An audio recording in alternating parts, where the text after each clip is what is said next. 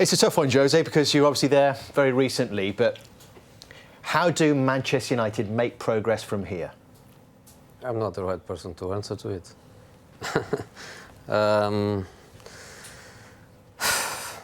How can they get closer again to Liverpool and Manchester City? They are far. How do you start bridging that gap? I'm not the right person to answer to you.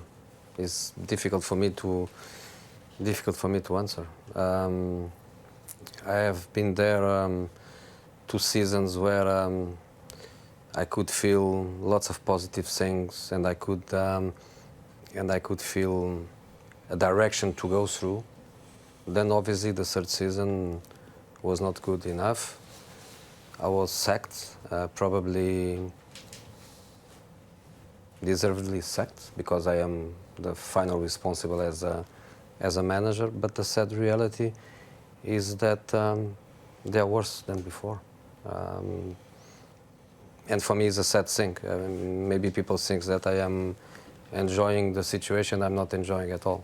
I have people in the club that I love. I have lots of respect for the fans, and for me it's really, really sad, because when a team is, let's say, boring, you are boring, but you still get a result. And in this moment, I don't feel anything. I think they are going really, really to be in trouble to get not just into the top 4, attention with the top 6, and this with a sad voice and a sad feeling that I say that I think this team is worse than the team of last season. Struggle for top 6. Yeah, well, I said before, I don't see them getting in the top 4. I'll go a wee bit further. Very difficult for Josie to comment on. I've been around a long time. I was here with the start of the Premier League. I would say this is the worst group that Man United have ever had since the Premier League started. When you start a game, you come back to it. You know, I grew up with Man United being this institution, and you look back to Roy's days and before, the kind of players they had at the football club. And when Man United are starting today with a 22-year-old striker in Rashford and saying he's your main man to get goals, and your next biggest threat is the boy James, is he 20? And you're saying, OK, we've got injuries, Martial, Shaw, Bally, am I missing anyone? Pogba. How are they, if they're all playing to the top of their game, the ones that are missing, are they going to get Man United into the top 4? I don't think so. I think Man United find themselves in a very, very difficult place.